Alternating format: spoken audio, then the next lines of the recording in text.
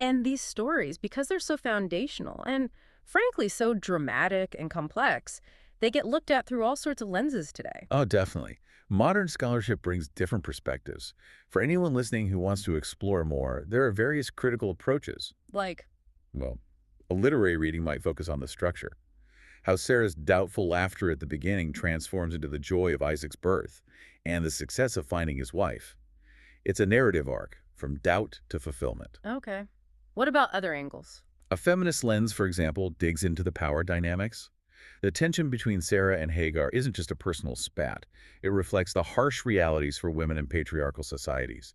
Their struggles for security, status, and a future for their children, often pitted against each other. That makes sense. And Abraham's silence during the Akita. That's often explored through a psychological lens, looking at the potential trauma, the cost of that kind of faith, the surrender of personal will. What does that do to a person? It humanizes him, maybe. Shows the immense burden. It can, yeah.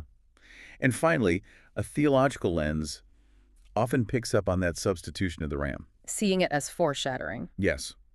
Many read it as prefiguring later Christian ideas about substitutionary atonement, one dying in place of another.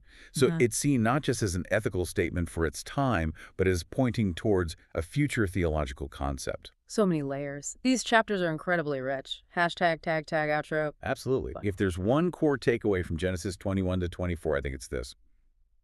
The covenant identity, the very basis for this people, it's received through faith. It's not earned by works. Right. It's secured through tangible actions, like the land purchase. Showing faith has real-world implications, and it's refined through testing.